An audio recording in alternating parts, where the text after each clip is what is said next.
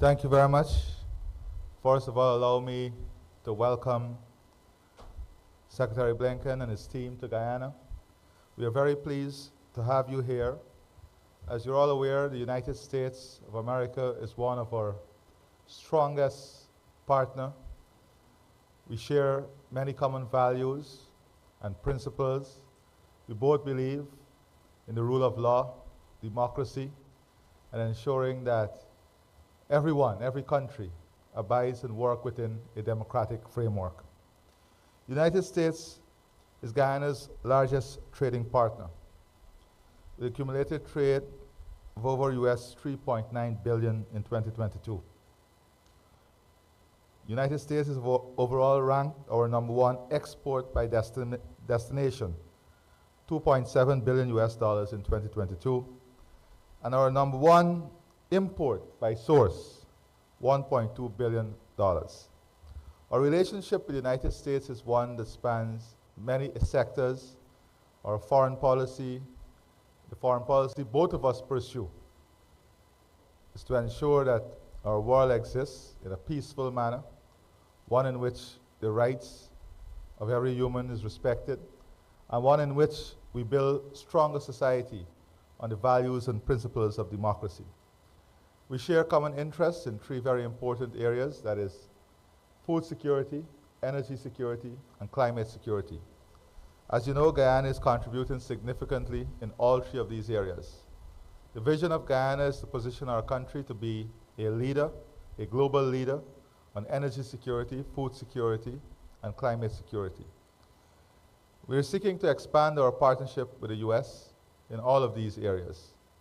Whilst we continue to build our energy sector and expand our petroleum production, we have redoubled our efforts to renewable energy here in Guyana and ensuring we meet our target in terms of decarbonization. We are also pleased to share with the US our credentials on the forest and seek the US partnership in promoting forests and ensuring that the forest becomes an important part of the agenda on climate change. There are a number of other areas, crime and security, ensuring that we build systems and to ensure that transnational crime is addressed, issues of drug trafficking. The United States has played a tremendous role in the training of our security forces in the last 2 years. We had the greatest partnership in terms of the training of our security forces and partnership in combating many different forms of crime. And we have gained tremendous success in the last 3 years in these areas. We are committed to continuing this partnership, expanding this partnership, building stronger relationship and trust, creating greater network. And very soon the trade wind exercise will be held here in Guyana once more. And that gives us an additional opportunity in building out our network and relationship. The relationship with Southcom office is expanding. One is dynamic and one that has brought us tremendous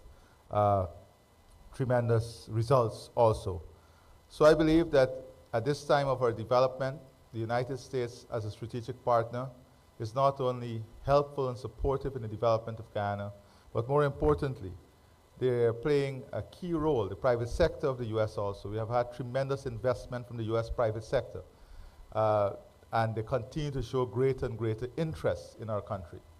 So we must continue to build a society in which our systems, our institutions are strong, in which our institutions and system can withstand scrutiny, point to accountability and transparency, so that we can continue to present Guyana as a sustainable destination for more US investment. Thank you very much.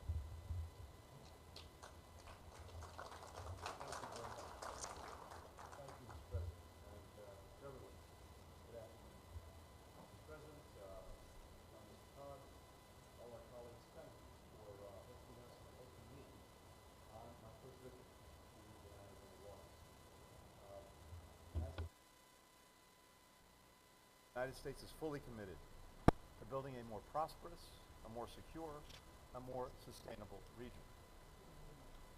We greatly value the leadership of Caribbean nations on our shared priorities, and the President referred to a number of them. In strengthening democracy in the Americas, to addressing the global climate crisis, to creating even greater and more inclusive economic opportunity for our people. This trip to the region builds on the most significant and all right. How's that? Is that working? Yep. Try that again. Let's see. Apologies. Well, you can discount everything I just said. My trip to the region builds on what has been the most significant, the most sustained engagement in decades between the United States and the Caribbean. Our leaders have met at the highest levels, from President Biden and Vice President Harris on down. Through the 3 U.S. Caribbean action committees that we established at the Summit of the Americas last year, we're partnering to improve the lives of people across the region, addressing energy security, food security, access to finance. We're committed to opening 2 new diplomatic posts in the Caribbean. Yesterday, we joined CARICOM leaders, including President Ali and Foreign Minister Todd, to celebrate the 50th anniversary of that organization's founding. CARICOM has been a powerful force in improving lives of people across the Caribbean. At the ministerial meeting, we agreed to strengthen cooperation on addressing climate change, hunger, the ongoing crisis in Haiti, among other shared priorities. The large congressional delegation that accompanied us, headed by Leader Hakeem Jeffries, underscores the bipartisan commitment in the United States to further strengthening and deepening our ties. Earlier today, in Trinidad and Tobago, I met with Prime Minister Keith Rowley. We discussed how we can enhance our own cooperation on a variety of issues, including energy security and including reducing gun violence. And just now, with President Ali, with Foreign Minister Todd, with many of our colleagues from the government here in Guyana, we had very productive discussions on the full scope of what is already a very strong bilateral relationship between our countries, building on conversations that the President and I had in Washington last year. The United States appreciates the increasingly significant role that Guyana is playing in addressing regional and indeed global issues. A leader on the Inter-American Commission on Human Rights, and of course, starting in January, one of the new term members of the United Nations Security Council. Among the many issues that we covered today, energy, security, and climate adaptation were front and center. Every hurricane season provides a very stark reminder that Caribbean nations are on the front lines of the climate crisis. That's a key reason why the United States strongly supports reforming the multilateral development banks to better address disproportionate costs of climate on peoples in the Caribbean. At the same time, through efforts like the U.S. Caribbean Partnership to address the climate crisis in 2030, we are building climate resilience while supporting the clean energy transition.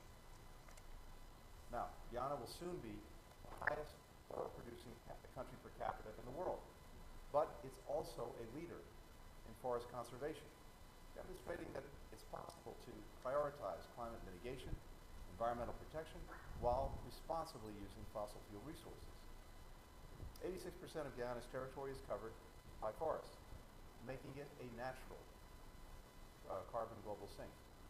The government recently completed a historic deal to sell $750 million in internationally certified carbon credits to the Hess Corporation over the next decade. And the government is committed to reinvest at least 15% of these funds into the country's indigenous communities. Our own Export-Import Bank is working closely with the Guyanese government on a major gas-to-energy project that's going to cut emissions by 50%. American companies can bring unparalleled expertise, highlight environmental standards, and transparency to help power Guyana's dynamic growth, to advance regional energy security, to deliver tangible benefits to all the people of Guyana. As the President mentioned, food security is another critical priority for both of us. We've had the climate crisis, we've had COVID, we've had conflict, including the Russian aggression against Ukraine, form an almost perfect storm, all contributing to the Caribbean's highest food prices in a generation. We're grateful to Guyana for co-chairing the U.S. Caribbean High-Level Action Committee on Food Security, where the country is leading efforts to expand small farmers' access to technology, reducing barriers to trade, reducing barriers to transportation, We provided about $28 million in emergency food assistance over the past year. We're investing more resources in local capacity so that ultimately countries across the region can build their own sustainable, productive capacity. Like the breadbasket of the Caribbean, Guyana will continue to be a crucial part of this effort.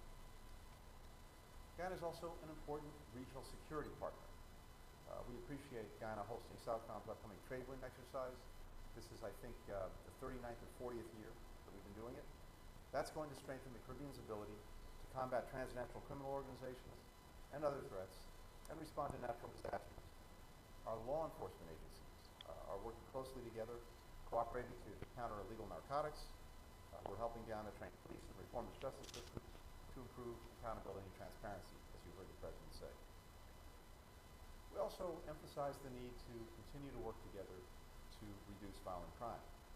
Since launching the Caribbean-based security initiative in 2010, the United States has invested over $830 million to strengthen law enforcement, to reduce illicit trafficking, to prevent youth crime. We're supporting CARICOM's new crime gun intelligence unit in Port of Spain, which is improving information sharing, enhancing training, and helping disrupt the flow of illegal firearms. And yesterday, our Department of Justice announced an experienced prosecutor, Michael Benari, as our first ever coordinator for Caribbean firearms prosecutions. This will deepen our cooperation in actually bringing offenders to justice. In endorsing the Los Angeles Declaration, together with 20 other countries in our hemisphere, Guyana pledged to promote safe, orderly, humane, and regular migration. And they've demonstrated that commitment by providing health care, education, and other services to Venezuelan refugees. The United States has contributed about $4 million over the last year to help Guyana manage this challenge. And we're grateful to the Guyanese people for their compassion, their generosity in the face of Venezuela's ongoing crisis. This kindness to new arrivals is really not surprising, given how central immigration has been to the story of so many families in this country and throughout our region. We see it in vibrant neighborhoods like Little Guyana in my native New York City, in the Caribbean family roots of our elected officials, including Vice President Harris and many members of our Congress, several of whom, as I said, were with us on this visit. And yes, in the music of Rihanna as well. I know the bonds between our people will only continue to grow. So, Mr. President, it's really a pleasure to be here with you to continue our ongoing dialogue, the work that we're doing together with one of our closest partners in the Caribbean, at a moment of such profound transformation, such profound change, such profound hope. With that, Mr. President, back to you.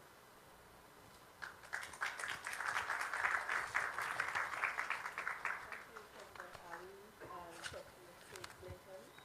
Given the limited amount of time that Secretary of State Blinken has with us today, I will ask 4 questions, 2 from the Guyana media and 2 from the United States media.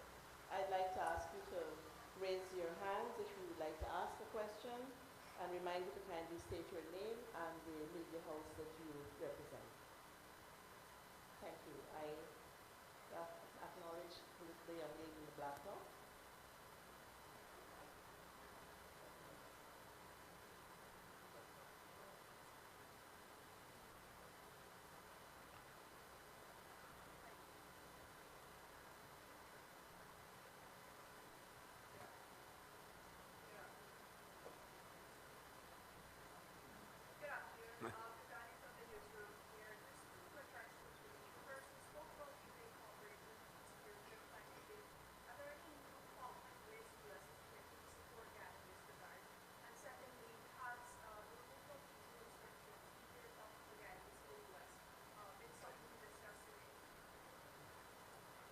I'm happy to start. To the second part of your question, that's not something that came up in our conversations today, but I'm sure it figures in the conversations between our teams.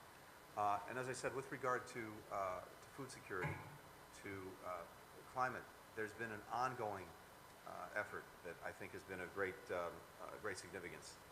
And we see that, as I mentioned, in the PAC 2030 initiative that leaders launched that is having a very practical impact on helping to build resilience, helping communities adapt, doing everything from helping smallhold farmers learn new techniques, including with low water usage for irrigation, bringing financing and technical expertise to the adaptation of clean technologies, making sure as well that countries are prepared to have a disaster response as we see challenges emerge on a regular basis.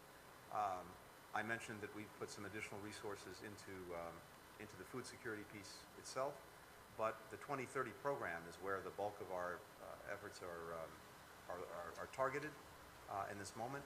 And as I said, that's playing out in a variety of very practical ways that is going to have an impact, I think, on the lives, the livelihoods, and the resilience of communities.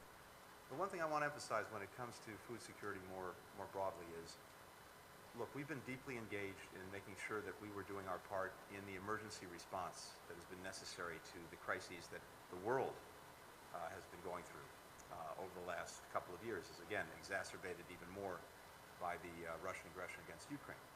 Just since that took place, we provided about $13.5 billion around the world in emergency support on food. In addition, the United States is by far the largest donor to the World Food Program. We provide over 50% of its budget right now.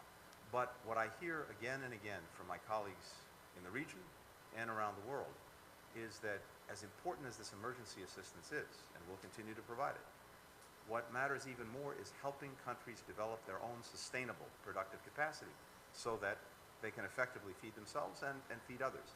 And that really is the focus of the work that we're doing through the 2030 program and in our bilateral programs with Guyana. Thank you. I will entertain a question from the U.S. media. I recognize the gentleman in the third row. Hi, we're not as many journalists, so we need to thank you for hosting us. Could you identify your name? Thank you, Mr. President, for hosting us. I have tired hot family in your country. I have a series of questions on Venezuela and updates. And Mr. Secretary, if I could start with you. Venezuela took the hold elections in 2024, and at the same time, apparently, some opponents have been disqualified. And I was wondering if you're concerned that we could be heading towards a scenario like in 2018, where the United States did not recognize the process that was ongoing. And secondly, on Venezuela, are you considering at all the restraining of rules for access up? And if I may ask a question on a topic where there seems to be just as much a sense of urgency now as there was last fall, where we were already talking about a sense of urgency. And yet here we are, and nobody has stepped up to be a UN multinational force. So my question is very direct to Mr. Secretary. Is the United States ready or not to lead such a force? And if not, will we lead such a force? And just to finish on that, do you think the Security Council is united on this issue, which I believe it's not? Thank you very much. Leon, thank you. Would you like me to start, Mr. President? Thank you.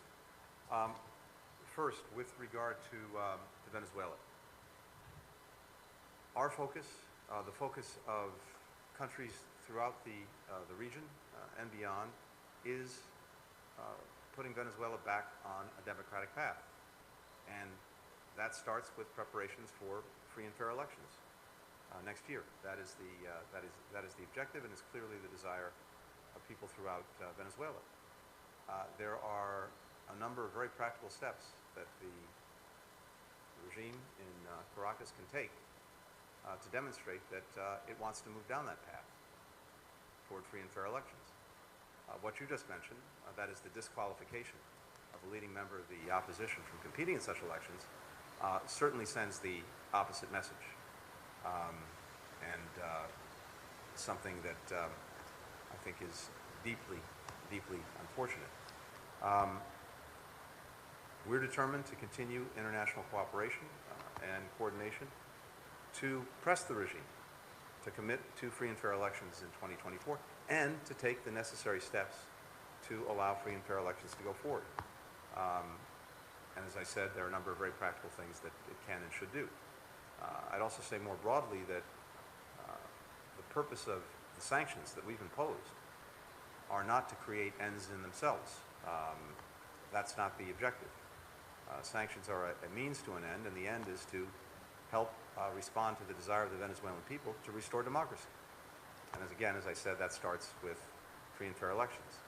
With regard to prisoners, those who are arbitrarily detained, this is something that we're engaged on constantly. And as you've heard me say many times, Leon, it's one of my top priorities as Secretary of State, looking out for the security, the well-being of Americans abroad, notably those who've been arbitrarily detained, used as political pawns.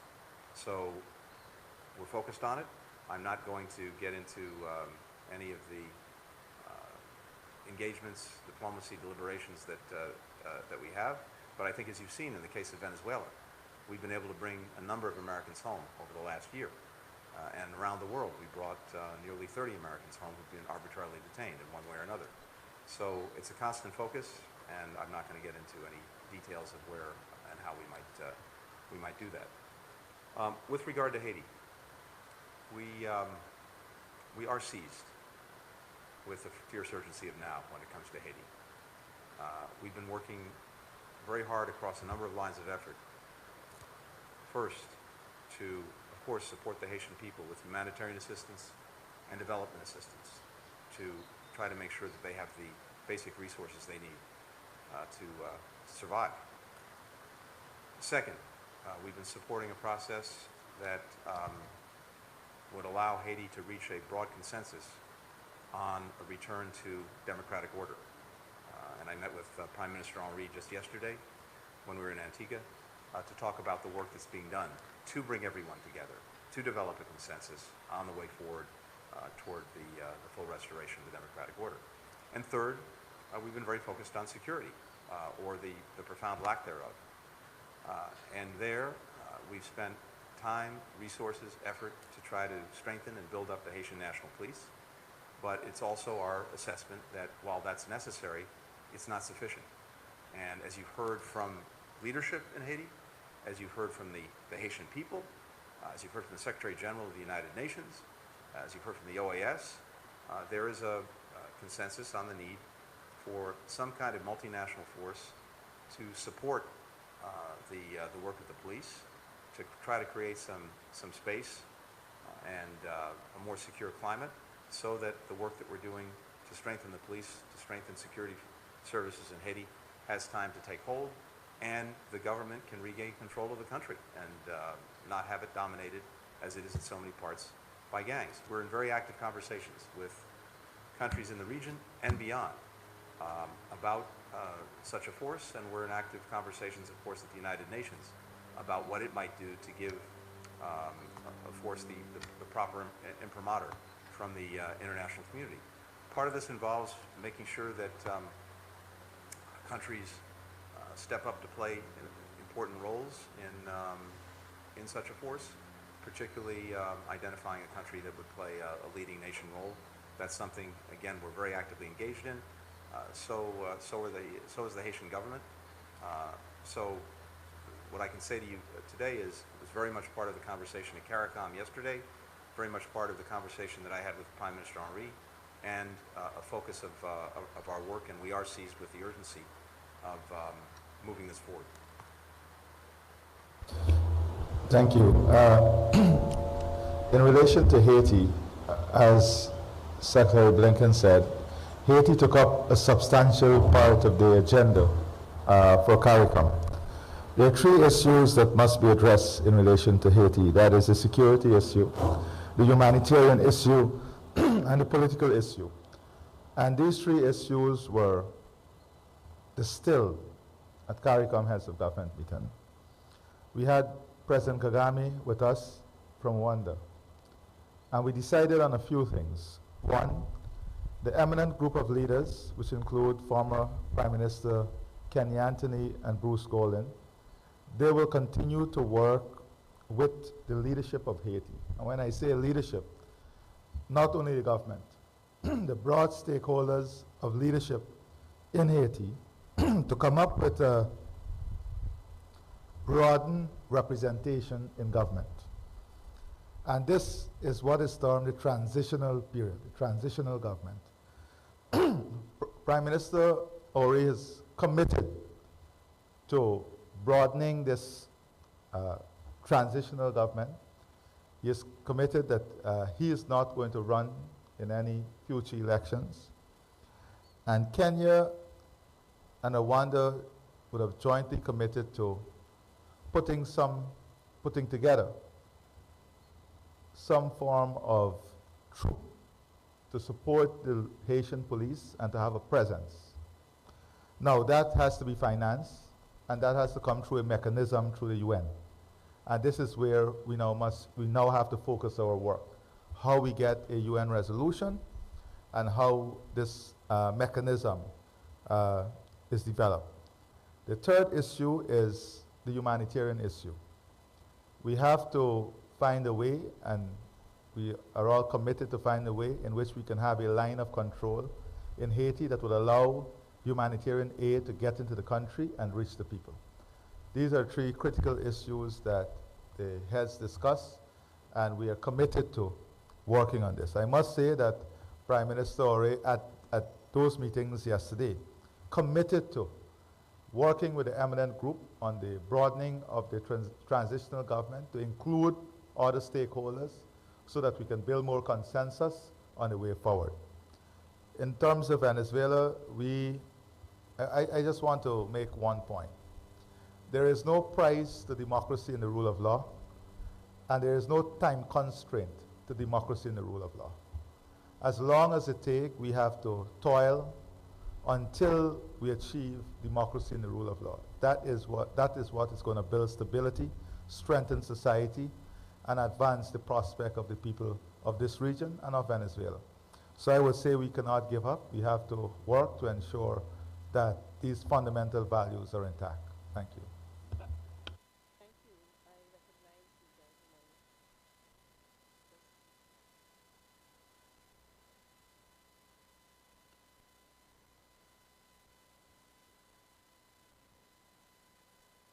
Please identify your media host.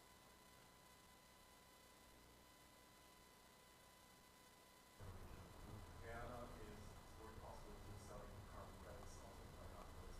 Is this a conversation that comes up where was purchasing carbon credits from Guyana? That's the first question.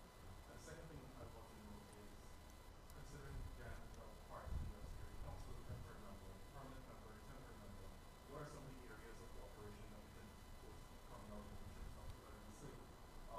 Certain sort of advocacy on the goals. Thank you very much.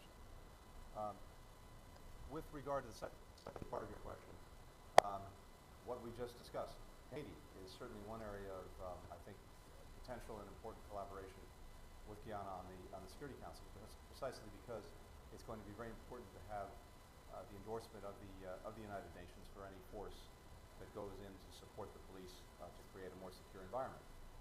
So that's one of the areas that we actually talked about today. But one of the things that I discussed with the President and with the team was our strong interest in learning from the government their thoughts, their agenda for the Security Council and for their tenure on the Security Council. This will be an ongoing conversation between us. When it comes to carbon credits, as is noted, the agreement that Guyana reached with a private corporation, I think, is of great significance and demonstrates in a very powerful way how Guyana is all at once using responsibly the abundant resources that it now has at hand, while also making investments in the climate future, making investments in transition to renewables, and also, of course, as I heard from the President very clearly, showing a very important and powerful commitment to preserving its forests, which are a resource from which many benefit well beyond Guyana. Whether there are more such opportunities in the future, I think that will go to, for example, whether other private companies are interested in pursuing something, and we'll leave that to them. Thank you. There is just two issues. One, we want to ensure that our world is a safer place, and security is the foundation through which the global citizen enjoy prosperity. There are many challenges that the world faces today, Haiti, the war in Ukraine, and there are other challenges that contribute to conflict and contribute to barriers that does not allow the global citizen to enjoy the full prospect of life. These are things that we will elaborate in much greater details. Very soon, our team that will be working at the Security Council will be meeting with the stakeholders in Washington and other stakeholders to further define and to prioritize action, because there are so many challenges, but we have to prioritize the actions that are critical today and the issues that are critical and must be addressed as we confront the challenges. On the issue of climate change and the U.S. involvement, sometimes we forget that the role of government is to set the tone, to create and define the policy, and also to create an enabling environment and framework through which all stakeholders can follow. And we are both committed on the issue of climate change. We are both committed on the issue of decarbonization. We are both connected on the targets we set to achieve the results of 2050. Now, we are creating an environment in which the private sector can also participate. Like the example of health, the U.S. government that is now part of carbon arrangement in Guyana, that is benefiting communities and contributing positively in the climate change equation, but importantly, on demonstrating that the model of carbon credit sales from the forest is one that can be an important part in achieving the targets that we set. So I would say that the U.S. and Guyana, we're working together on setting the right tone, creating the right policy environment, and supporting the right type of initiative that will create a platform for all stakeholders to be a part of. Thank you. I will entertain the last question from the U.S. side. Could you raise your hand? I recognize the lady on the platform.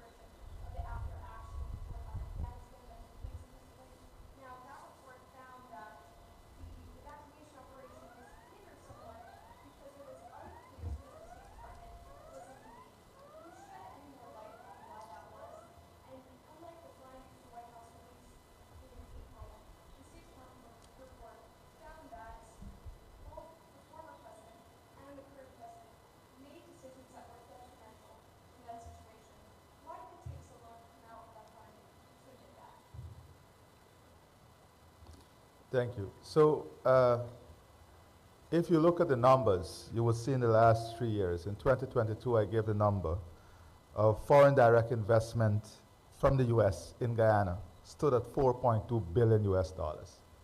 This is the highest in history. And if you look at the investment from different countries, this is the highest investment over the last 3 years.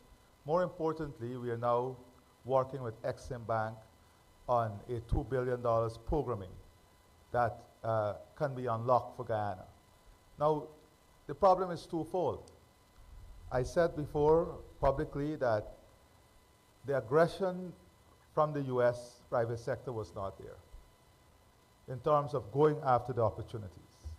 But as a result of the strong bilateral relationship over the last 3 years, and setting that tone and creating that policy environment and building that trust, we have seen a complete change from the US private sector, and this is as a result of both countries at the policy level saying to the private sector, saying to the investors, there is the opportunity, we are welcoming that opportunity, and that has created a positive shift.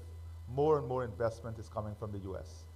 If you look at our investment portfolio from the public sector, you will see that today, if you go to our partners, UCAF, most of our new projects is coming out of the UCAF financing. We now have a broadened portfolio for financing that includes the Middle East. We just concluded programs from the Islamic Development Bank, programs from the Saudi Development Fund. We're now working with the Qatari Development Fund, the UAE. So we have set ourselves some benchmarks in terms of what the cost of financing should be in this market, and also we are not going to borrow on variable rates. Now, it might be surprising to you, but sometimes there is a misconception on the cost of financing, and we believe that in certain part of the globe the financing is cheaper. That's not the case today. If you look at the rates that we are getting and where it's coming from, you'll be very, very shocked. Now, having said that, we are a partner with many countries, and China is one of our development partners. China has a huge footprint globally, and China, the Chinese companies are very aggressive in the way to do business. They go after opportunity, and that aggression is now being replicated by investors from different parts of the world here in Guyana. The fact is that very little was known of us. Very, very little was known of us. Not that we did not exist. The same forests we are celebrating today existed, but we did not have the type of public following or global following that we have today. And sometimes I say that maybe what drives public following is the oil and gas sector.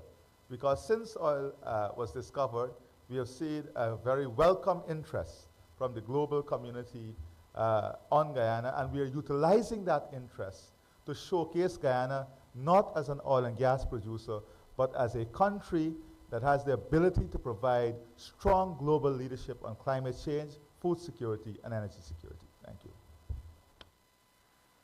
Shannon, with regard to the after-action report on Afghanistan, first it's worth noting that the reason we're talking about it today is because I instructed that report be initiated, and I insisted that it be released first to our workforce, and then, as we did recently, publicly.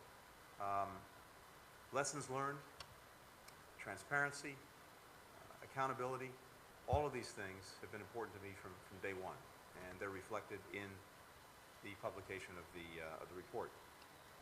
More broadly, with regard to the report, we've taken, I think by our count, more than 40 concrete actions to address issues raised in the report.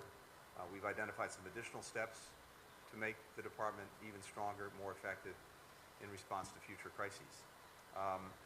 We've applied a number of the lessons that we learned from Afghanistan and that are outlined in the report in challenges that have come up since Afghanistan, in Ukraine, in Sudan, in Ethiopia. There's a lot of work that continues to be done and continues to need to be done, but I'm very proud of the fact that our workforce has really stepped up and, as I said, already applied many of the lessons learned from Afghanistan. It's also worth noting that, as the report does, that all told, we evacuated more than 125,000 people, including about 6,000 American citizens, and that's because of the extraordinary work that our people did on the ground in Kabul and, for that matter, around the world. And I should also add, I have an ongoing commitment when it comes to our Afghan partners to continue to bring out those who wish to leave. With regard to the specific finding that you mentioned, this was an incredibly complex challenge that involved multiple parts of the State Department, as well as many, many other agencies in our government. I had senior officials reporting to me. I'm proud of what the team was able to accomplish, including, as I said, the evacuation of more than 125,000 people. But as I also said, I'm determined that we learn the lessons from this experience. Going forward, we're going to make sure and going to make it a standard that a single principal-level crisis leader is appointed to oversee all the lines of effort that go to responding to a given crisis. That's something that we've taken very seriously, taken away from the report, and that we're going to follow going forward. Thank you. Thank you, President Ali, Secretary of State Blinken. May I ask the media to remain in place while their excellencies leave the podium and the delegations depart. Thank you very much.